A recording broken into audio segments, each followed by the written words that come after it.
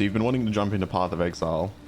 Lake of Calandra's just come out, and you have no fucking clue how to get it done. You're worried about looking like this guy, running into a fucking wall for the next 10, 12, 100 hours of your life. Well, let me give you some tips.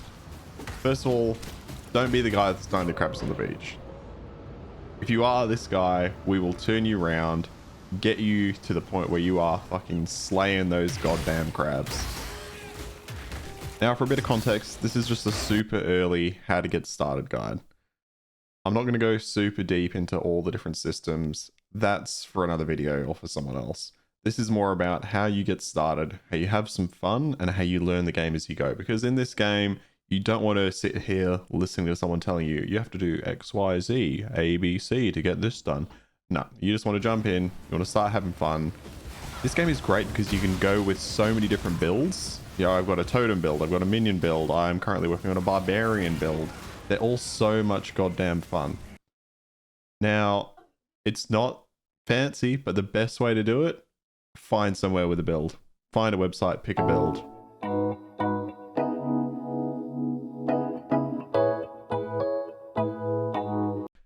Now you might be thinking, that's a fucking shit tip. I could just Google this myself. Now I'm just here to explain to you why it's important you find a build. A build will explain to you how to gear, what kind of playstyle you're going to be looking at. So find one you're interested in, what ascendancies to follow, what preferences you have along the way, what pantheon to choose, what bandits to kill or help. All of these things take time to learn in the game. Now there's plenty of places you can find builds. Right now this is just PoE builds. There's PoEbuilds.net, and there's so many on the forum. This is one just from the forum. They're going to be hit and miss because they're written by just people, but just have a look at one. Find one, look at the details. If it sounds like something you're going to enjoy, if it has a video, even better. Watch the video, see if you like the look of the playstyle. You got to remember the video will show you a late game playstyle, whereas you're going to be starting and going through quite a lot of early game stuff. This here shows you the gems you want to use. If you're not familiar, gems in Path of Exile are your skills. They link to one another, they support one another if they are support gems. They are how you build your character, and you can swap them in and out freely. Again, it sounds weird when I'm giving you a beginner guide to say follow a build. It sounds lazy, but it is honestly the best way to explore the game. It might be lazy telling you to start with finding someone else who's written a build for you, but it is the best way to play. It is the best way to start. You can see here it paths out exactly where you need to go, what you should be skilling, because if you don't do that, then you're left with this entire motherfucker. Good luck trying to find the skills you want in this into a character that you want that's a good character. Now this YouTube channel, Path of Exile Builds, this is where I find most of my builds each league. If you're not familiar with what a league is, that's okay, I'll explain that later. This channel gives you examples of endgame gameplay. Again, it is endgame gameplay though, so your entire playthrough won't look like this until you get to the endgame. It shows you the equipment it suggests. It shows you the leveling, the jewels, the skill tree, and all of this you can then get just from a web page, which I'll show you in a minute. But by following this, you ensure that when you get to the endgame, your character is viable, because it is completely possible in Path of Exile to build yourself into a corner and then to not be able to escape that, because you can't easily respec in this game. Now here's the website. You can see they've got a bunch of different builds. I would suggest just find one that sounds good to you. Do you like playing an archer? Ice shot. Do you like playing with minions? Find a minion build. Flame golem could be interesting. I haven't looked at it myself. This one here is a totem build. I really wanted to try totems. Now, you really got to be careful. If it says mandatory uniques, you don't want to pick that for your first one because you will need those uniques to make it work. So in this one here, this was my second character. I played the first one until I was able to get enough currency to buy uniques, and then I was able to follow through on this one. Otherwise, it has recommended next to it like this weapon here. That's completely fine. If it's mandatory, that's what you need to watch out for. So make sure you find one that doesn't have mandatories. Now here you can see it shows you what skills you're going to need, where to socket them. Now, you don't have to worry about socketing like boots and gloves. They both have 4 slots. If you can get 4 slots, you don't need to worry too much about that. They can be interchanged. But the point is the colors you're going to need, because you do need colored slots for this. But the most important thing about this, and all I'd suggest you look, is you find a build without mandatory uniques and just follow the builds for the skill tree. That's pretty much all you need to do. You don't need to worry about much else. Just follow the builds with the skill tree. This will make sure that you're not building your character into that corner I was talking about, and that the character will be able to survive. It will do enough damage. It will be viable in the late game. Now here's the character I've been playing, again, that Arc Totem character that does need the mandatory uniques. And you can see that I've basically followed the skill tree to a T. Now I would have had no clue where to put all these points myself. I've played about 500 hours of Path of Exile, and you can see there's different starting positions as well. So that over there is where the Templar starts, and then as you move around, the different classes start in different places. Alright, now without this build, I would have been screwed. I probably wouldn't have had the survivability. Like I said, I've put in a few hours into Path of Exile, but building a character that survives in the late game can be challenging. And the best way to learn to do that is to follow some builds, get an understanding for how people are building their characters. Because as you go through and you follow these builds, you'll understand it. Yeah, so I did name my character Terry the Tortoise. You'll understand that, you know, you do need to build up resistances, right? Because if you don't have these resistances, as you get past kind of the halfway point of the campaign, you're going to start dying quickly. So you need to focus on these as you're going. You'll find them on pieces of gear later. It'll have, you know, plus 20 fire resistance or plus 15 cold, 15 lightning. At a certain point, if it doesn't have resistances on it, you generally don't want to look at it too long, unless you're going for a very specific build. Otherwise, you can see your stats on this page in the character menu. We'll get to that a little bit later further as well. Now, when you first start out, you'll have three options. Your league, the current league, which is Calandra. You'll have a hardcore version of that, and the standard. Now, most people play, you can always play standard. If you just want to play standard, you can do that. I would suggest playing the Calandra League. You do not want to touch the solo self-found. You don't want to do that. So once you've chosen the Calandra, without ticking solo self-found, you pick your character. This one in the center of the Scion, you have to play through part of the campaign to get that, but you don't have to worry too much. So pick your character. Here I'm going to pick a Marauder just to, I guess, provide some example gameplay. Now, like in all good games, you start naked on a beach with absolutely nothing. You don't even have a weapon, but luckily there's obviously a weapon next to you. That will change depending on what class you are. I prefer playing range classes. Obviously here I'm playing a barbarian. You'll have a chat to this exile, and the zombie will try to kill him, or will kill him, so you just kill the guy. Now right here, this is your first skill. You'll socket this into your weapon, and that will give you the heavy strike skill. Now if you're a witch, you'll get fireball. Depending on what class you are, you'll get a different skill at the start of this game. Do pay attention to the tutorials if you're brand new and you're not sure what's going on. They are pretty good. Look, they're not bad. This game does fail though in kind of teaching you some of the deeper mechanics. That's not what this video is about. A lot of those things you'll learn by doing.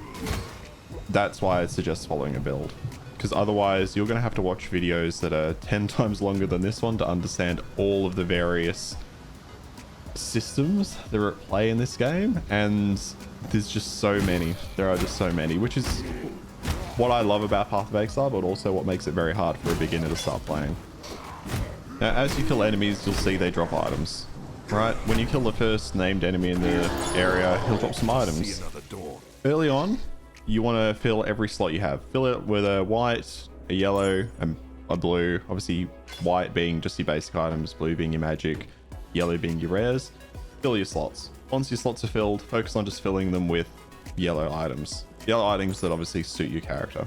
Early on, you just want to keep filling the items. You want to be looking for things like max health, resistances are always fine, and anything that supports your damage. If you have a good build that you're following, it will tell you what kind of modifiers to look out for.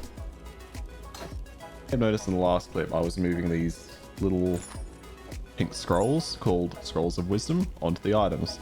In Path of Exile, a lot of the items you find will be unidentified, which means you need to identify them with a Scroll of Wisdom. Now, I wasn't going to touch too much on currency, but I've recorded this a little extra bit. So these on the left, these are the various currencies you're going to run into in Path of Exile. And you can see I haven't got absolutely every one yet. I'm just going to run through some of the really basic ones. You have your Scrolls of Wisdom, your Portal Scrolls, your Armor of Scrap and your Whetstones, your Orb of Transmutation, your Orb of Alchemy, and the various items used to alter the gem slots on armor as you pick it up, armor or weapons. Now, I'll grab a piece of armor here so you can see. So I did mention earlier there are unique items that drop as well. Unique items will be this orange, not this one, sorry, this is the rare. This orange. These are unique items. Unique items have modifiers that generally can't be changed, and they do something very specific. They're usually very build specific. Now, here we have a jeweler's orb. Now, if you use a jeweler's orb on an item, it gives you new slots. Now, boots can have up to 4. If we use this item here as a chromatic orb, it can change the color of the slots. As you can see, I now have 3 blues instead of the 2 and 1 before. Now, if an item has high energy shield, you're more likely to get blues. Evasion rating green. As you can see there, I've got another green. Now we use this orb to an orb of fusion to link them. So now, if we have a support gem linked to a primary gem through that link, they will impact each other. And you can see an armorer's scrap here raises the quality by 1 each time, and that will increase either the evasion rating or energy shield. It'll just make the item a little bit better. Alright, now an orb of alchemy will turn a white item into a yellow, which is a rare item, a normal item into a rare. An orb of alteration will just give you new properties on your magic items, and an orb of transmutation can turn a normal item into a magic or a rare. Wisdom scrolls you've seen, portal scrolls when you're out in the world, if you click those, they allow you to create a portal back home. Now obviously there were a lot of other orbs in there. Those I would suggest you look at another time. I'll jump back into explaining the weapon modifiers. As you can see here with this weapon, it's got a couple of modifiers on it. One's an implicit modifier, which means it's comes with the weapon. Again, you don't need to worry too much about that. Just find stuff that suits your character as you're going. Equip them around. Now, as you're seeing here, the gems I'm putting in the chest piece, they're attack gems, right? But it doesn't matter. They can be anywhere. Just because the gem's in a chest piece doesn't mean it's not used for attacks. It just doesn't matter where gems are. You'll often find people put most of their attack gems in their chest piece, which can later on have up to 6 links. Don't stress if yours are elsewhere, they'll still work for your weapon. Now here again, you're seeing the passive tree. It's just so big. Take some time. Like when you get to it, just take some time, look around, see what the different nodes do. If you do want to try and venture away from the build, hey, you can do it. I would suggest following on pretty closely your first time, and then once you get to the end game, you can always start, or you can start another character anytime you want if you just want to try one without a build. But I think it's a really good safe bet to have a build that'll stop any frustration if you end up dying a lot, you get yourself into that corner. It really is helpful. Something else to look at is this bit of writing here. This bit in the gray will actually give you a lot of information. Here it just tells you that you place this skill gem into a socket of the right color to gain the skill. Obviously that's we've covered that. But every item in the game will generally have this bit of writing, which will tell you what to do with it. If it doesn't have that, you can just do a quick Google search, but most of it will have this writing if you ever get a bit confused about what the fuck something is that you've picked up. If you're ever worrying about having not picked up a skill gem, you can generally find that Nessa in Lion's Eye Watch will sell a lot of skill gems. So if you've passed one up, you want to come back for it, she will generally have most of the skill gems, and as you go through the game, different NPCs will have skill gems for you. Once I think you get to I think it's 6, the end of Act 6 or Act 7, there is an NPC called Lily who has pretty much every skill gem in the game. Also in Act 3, there's one to be found as well. Now this is more of a late game tip, but something I wanted to put in here anyway. Later in the game, you'll want to invest in a loot filter. Everything that's showing up on the screen now is something that the filter has decided I should be looking at. Now, a loot filter is great because a ton of loot drops in Path of Exile, especially later on. And without that, you'll be seeing all of this. All those smaller names of items right there were hidden by the loot filter. You can always look at them if you just hold Alt, but none of those things I want to look at. None of them. One other thing to be aware of in Path of Exile is that sometimes you'll be walking through mobs and then suddenly you'll die. This is very common and to be expected. Right here, I was playing a bit ham. Often you'll want to watch out for creatures that have ground effects. They can kill you very quickly. A lot of characters have death effects that can kill you quickly as well. Here again, I'm showing you the loot filter.